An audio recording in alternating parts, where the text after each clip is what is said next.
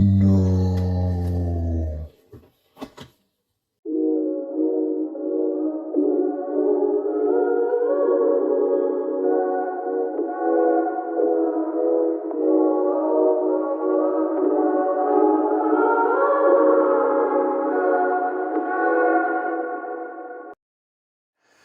What's up, everybody? Thanks for tuning in to another episode of HD Unboxings, another 118. As you can probably tell by the opening scene, this unboxing did not go as planned. That is an understatement. So, this is a used model, and believe it or not, this is not my first used model. My first used model was the 997 Auto Art, the 997 GT3R RSR. And I do have a couple of pre-owned models as well coming in, this being the second one. This honestly was one of the first 118s that I really took a hard look at and thought about pulling the trigger on. So this car is very special. It's extremely hard to find. Fast forward to 3 or 4 days ago when this box came in, I was eagerly filming the unboxing. And unfortunately, this car was damaged fairly significantly, but not beyond repair. Obviously, the car is sitting here. It is back in one piece. It is as good as it can be. But what had happened was, as I was getting ready to open the factory Spark box to really take a look at this thing, something fell out of the side of it, where the fold is to open up the box. And I thought it was a razor blade, but it turns out it was actually one of the spoiler uprights, and that was my reaction on that clip right there when I opened it, because I pretty much knew exactly what it was as soon as I saw it. No. The factory securing tape that goes around the styrofoam case was not very tight at all.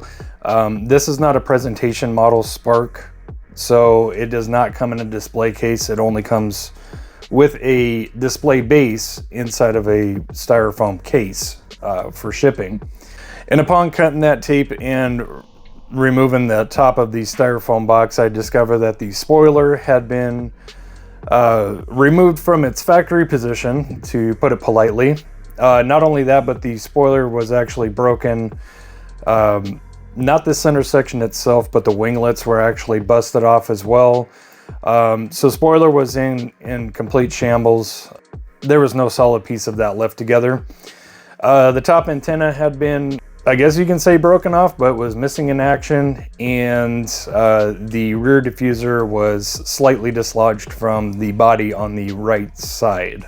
But needless to say, it was quite a bit of a dismay for me, being that I wanted this model so bad. And the fact that it didn't make the trip in one piece just really, it was really heartbreaking, to be honest with you. I got to work on it, and in the time that I could, put the spoiler all back together, mounted it in a proper place. I had to dislodge some factory glue to get that spoiler mounted properly, reattached the rear diffuser, and came up with a little solution for an antenna. That solution being this brush. So what I did is I pulled out one of the strands of the brush. I figured that would be pretty good to use for an antenna. So I pulled out one, cut it, and that's what you see on the top right there. And I think it looks pretty damn accurate, to be honest with you. So not only that, but the front wiper was also dislodged. That was broken off, had to reattach that. And the model itself was actually not in that great of a state, to be honest with you. It looked like it had been displayed wide open. No casing, no nothing like that. So it was quite oxidized, quite spotty, quite dusty.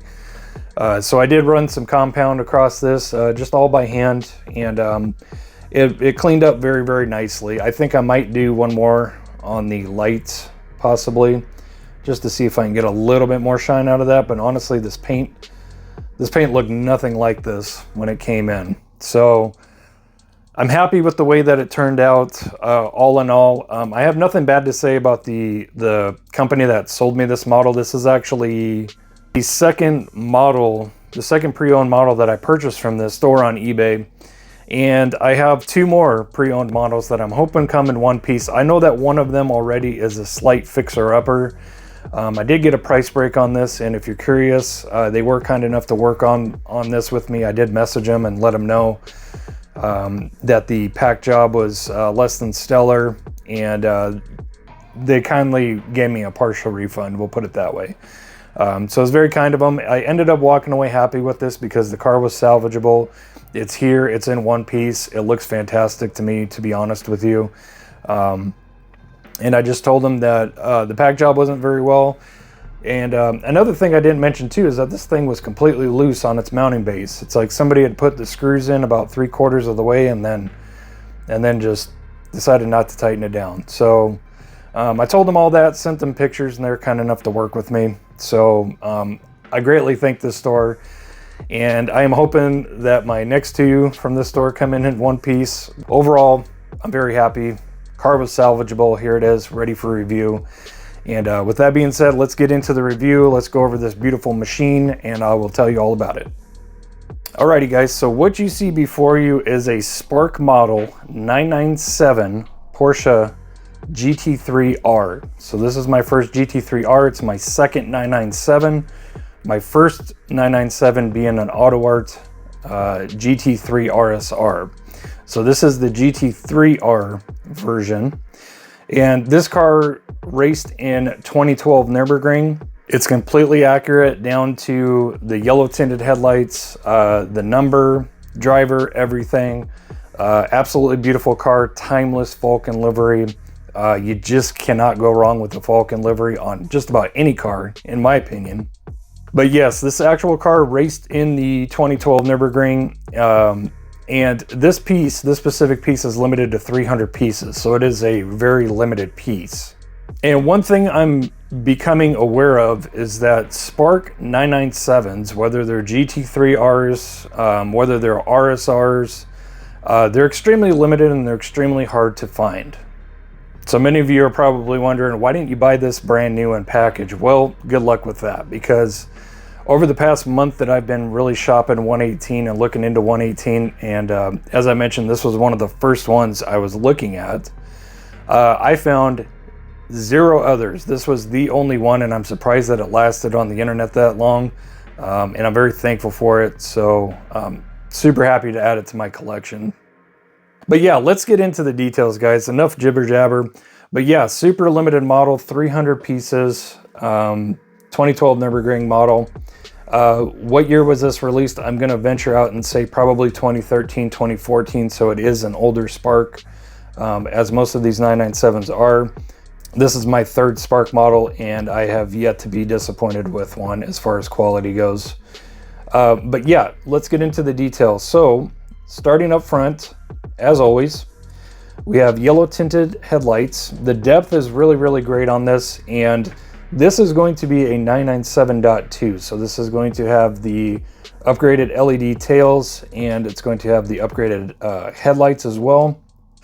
This specific model, unlike the Auto Art 997, does not have the old school pull sequential. This does have paddle shifters, and those are on the steering wheel. But we will get to the interior details later. But another upgrade is going to be this front bumper, the headlights. They're going to be a little bit newer, more modern. This is the body style where Porsche really started becoming into the modern age, in my opinion, is the 997.2. So yellow tinted headlights.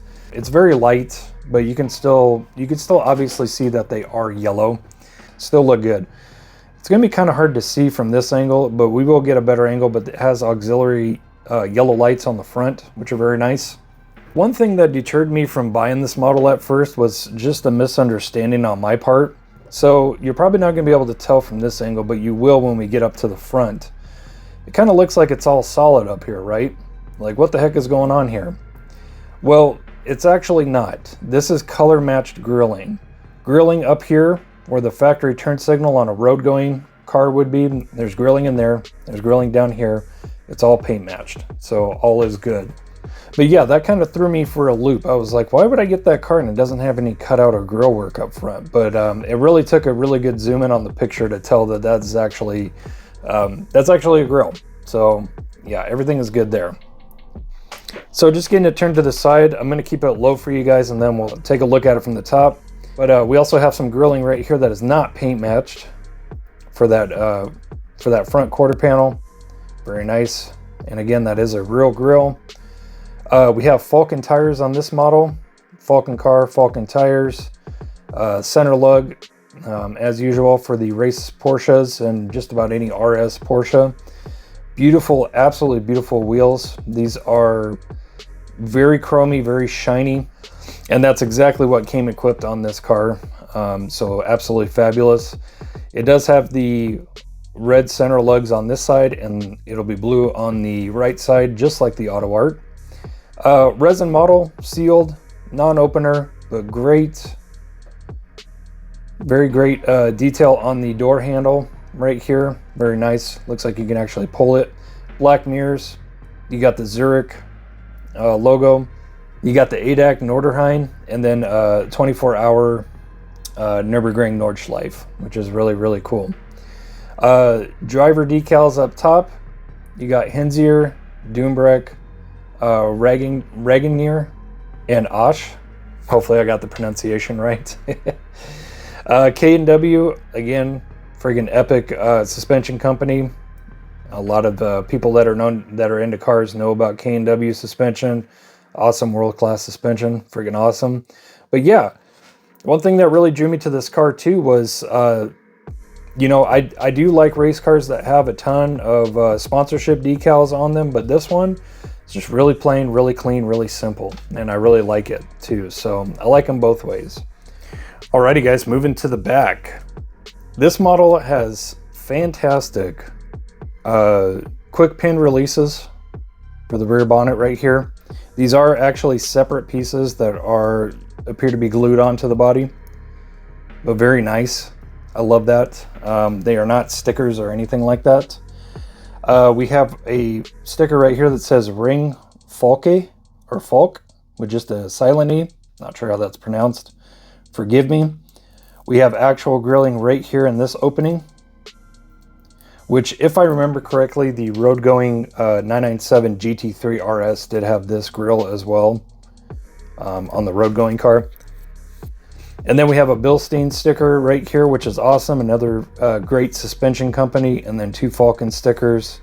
We have a metal tow hook right here that is folded in. That is non-deployed. Looks fantastic. And speaking of looking fantastic, that exhaust looks awesome. So another thing too that I noticed, especially the difference between the GT3 RSR Auto Art and this model, is the exhaust difference. The RSR seems to have a rounded out exhaust tip, individual tips, not so much a muffler back here, but they just kind of curve out and come out. This one has the actual muffler with the tips coming out, and they are kind of angled. They are angled outward to straighten out and somewhat down. So I wasn't sure if they were crooked or not. There's the rear diffuser. Very proportionate, very thin, and it does not appear, actually, yeah, because when I glued this, I noted that to myself. That's not a carbon finish. It's just a kind of a matte black. So not too disappointed about that. It's no big deal to me, really. It still looks great. As long as it looks good and it's proportionate, that's fine with me. And then I can tell you definitely from firsthand experience that these are metal spoiler uprights.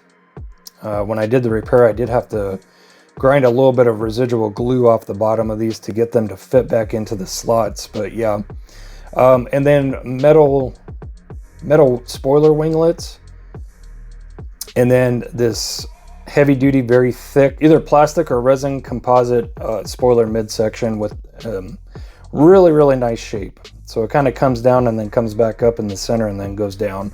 So it's not just completely flat. It looks really great. I really do like it. And that one does have a carbon fiber finish on it. Not sure if you'll be able to see, but yeah, that looks great. All right side virtually all the same as the left, except for the center lugs are going to be blue on this side. Also, you do have the staggered tire setup that the 997s did come with. So at this point, I'm pretty sure that the wheel size is the same. It's just the tires. So they're running some big old fat boys in the back and then some smaller ones in the front. This is accurate for the 997. So I love that. But yeah, just those big old beefy boys. This car is a complete roller as well. Rolls nice and smooth. No problem there. So I love that. Unfortunately, I don't know if this happened with the shipping mishap or if this was current to pre-owned, but there is a chip right here. If anybody knows of some really good touch-up Falken green, let me know, because I'll be interested in patching that up. That's really the only outside imperfection that I see left after the repair. But yeah, a little small chip right there. No big deal. I can hang with it for now. But yeah, very nice. So let's take a look at the front. All right, looking at it from the front, beautiful, aggressive, and yeah, the cameras are actually really picking up the yellow very nicely. And now that I look at it too, looks pretty good. But yeah, those are supposed to be yellow tinted, so very nice. As you can see, it's got great depth. Got some black housing in there, and then you can see the actual light housing that's just buried way back there. Looks very great, looks very accurate. And then as mentioned, here are the yellow auxiliary lights in the front, so some additional lighting for the 24-hour Nurburgring. Gonna need those.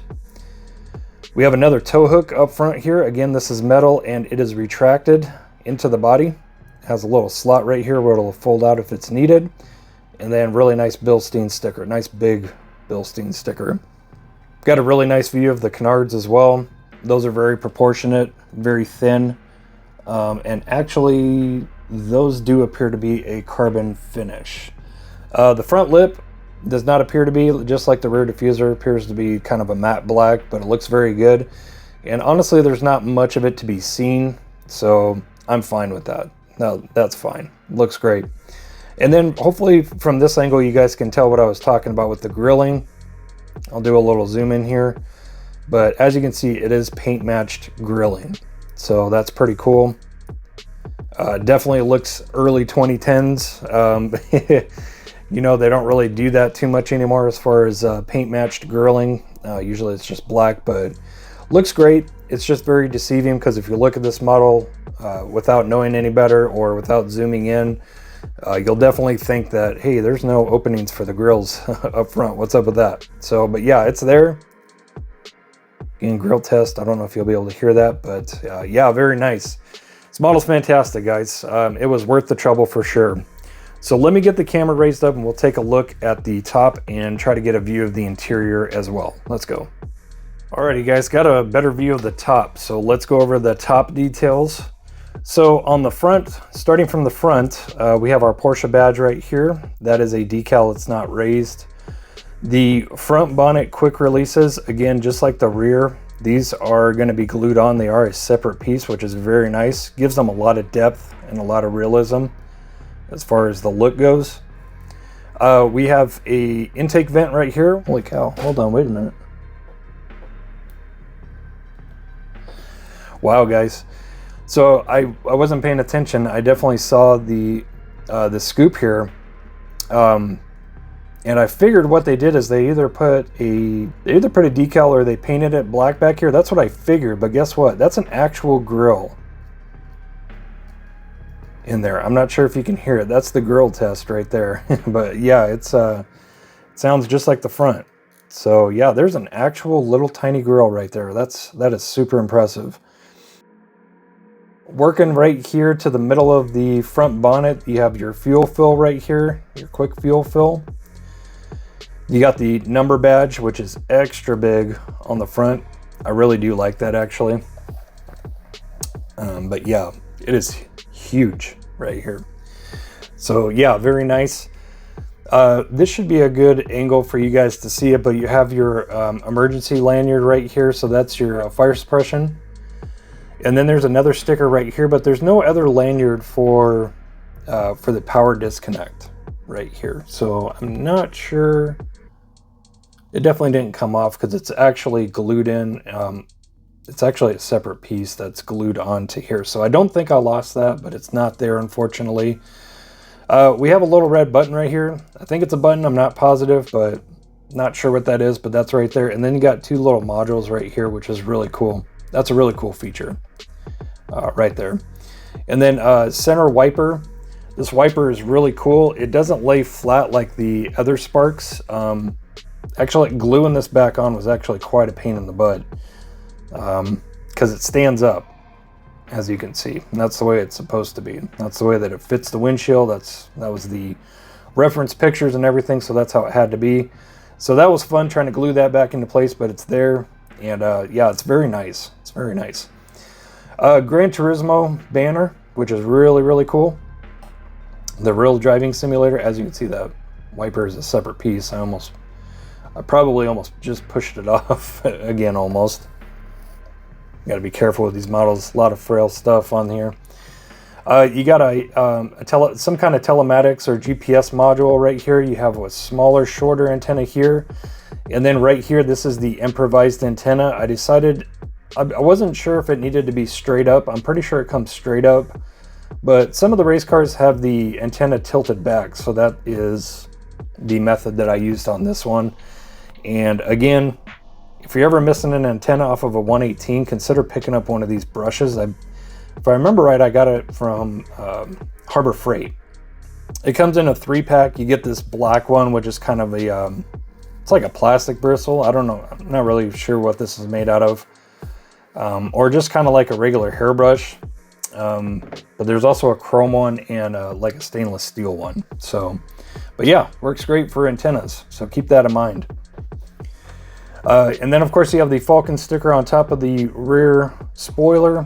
And then you have a number 44 badge on the rear window right here. And then e-post brief banner on the back window.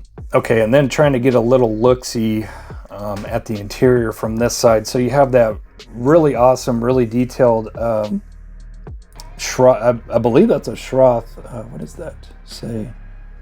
I can't see if that says Schroth or not, but regardless, you have the blue driver's net on the window, which is really nice. I like how it's blue. It really sticks out. It's really, really nice. And then you have the rear quarter panel windows, which are vented.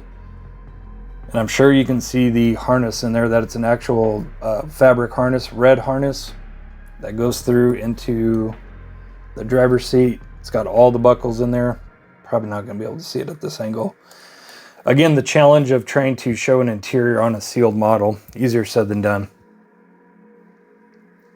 Alrighty, and then making our way to the back. Definitely one of the most detailed cars in my collection by far. So working to the very back, you got that big bulkhead, that big firewall with a sensor. Looks like there's a sensor on top, and then a harness running from that sensor, and then a harness running from even further back, which is really, really cool. Really good detail. You got upper strut mounts for the rear. That's really cool. I'm sure that those have some form of adjustment. I'm not sure if they were from the top or if you'd have to take the wheels off to adjust the dampening on these on the suspension, but regardless, I'll take Spark's word for it that that's how they looked. Then you got a big old harness running to the left side quarter panel window. Not really sure what that's for. That might actually be I think that's going to be an airline. So there you go. You can see it right underneath the harness. Harness detail, really, really good. Roll cage detail, very good. And then if you look down on the rear floorboard, you got some modules. You got tons of harnesses running across there. Just really, really nice contrast, white interior with all those black modules and black harnesses running along the board. So very, very nice. Alrighty, passenger side. So we got a big old box with a handle that's sitting in there, and I'm assuming that probably carries the TCM ECU and all of the onboard electronics. That's what I'm assuming. There is a red fire suppression bottle. It is extremely detailed. It's got the clamps going over it, and it's even got labels on it, which is really, really nice. Hopefully you can see it from that angle. I think you can. Yeah, you can see it in there, but super nice. I'm going to turn it just a little bit. Again, another module. You got some sort of red device sitting on that center tunnel right there. Again, no shifter. This is a paddle shifter car.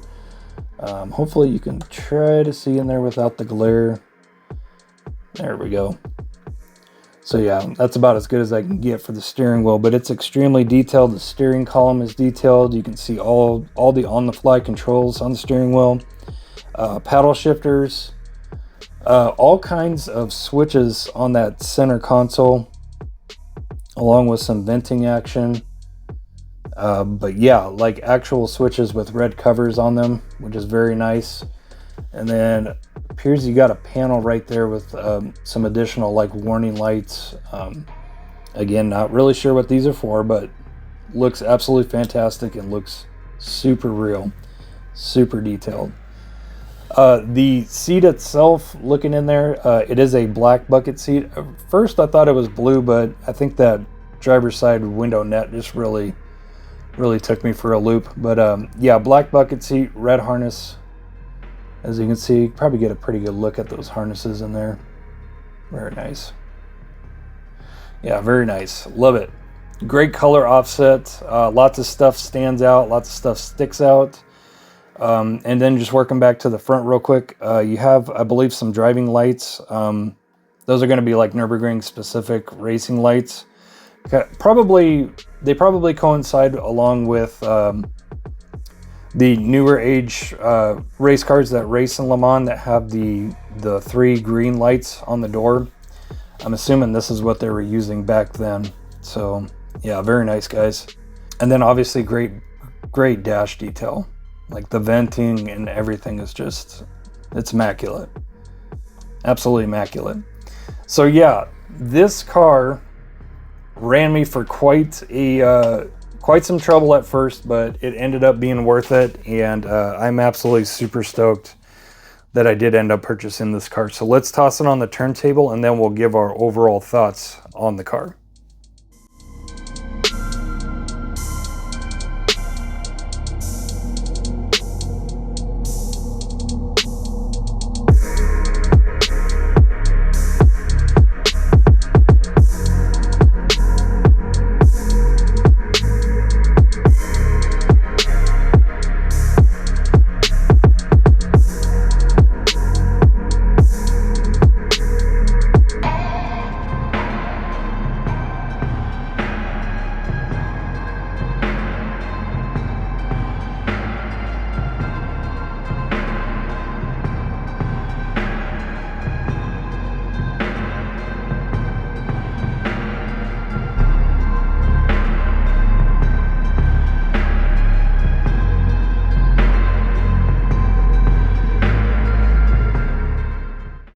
Alrighty guys, well there it is. The Spark Model 997 GT3R in 2012 Nurburgring Falken livery. So absolutely fantastic. Super happy with this model. Again, it was quite an adventure at first, but overall no regrets. Absolutely love this model. Definitely one of my faves in my collection so far for sure. What do I rate it as? What could have been done better on this model? That's really hard to say. I'm having an extremely difficult time trying to figure out what could have been done better on this car, and honestly I think it's fantastic, just besides the fact that it doesn't have opening parts. Everything is fantastic. The mirror detail is fantastic. Wheel detail, this car looks like the actual car that ran in 2012 Nürburgring. So I really have no complaints about this car whatsoever. What could have been done better? It could have been an opening model, but again, this is a resin sealed model by Spark. But other than that, everything was done fantastically. This car is so extremely detailed. It's beautiful. The livery is spot on. The colors are vibrant. It has lots of cross coloring on the inside with the reds, the blacks. This car just pops. It's very, very nice, and I'm super happy with it. And I'm looking forward to purchasing another one of these, but I'm not looking forward to the search, because again, these models are extremely hard to find. That's why you have to buy them pre-owned. But overall, despite the wait time, despite it being pre-owned, despite the problems that I had with the original unboxing, this car ended up being worth it 110%, and I'm super happy to have it. So that'll do it for this review, guys. Let me know what you think in the comments. Do you like this? Do you love it? Do you want me to keep doing 118 reviews? Let me know what you think. Super happy with the 118 journey so far, and I'm looking forward to getting the rest of my 118s in and showing them to you, and hopefully you enjoy. So with that being said, happy hunting, happy collecting, happy customizing. Remember, guys, it's about the cars, not the money. We'll see you on the next 118 review.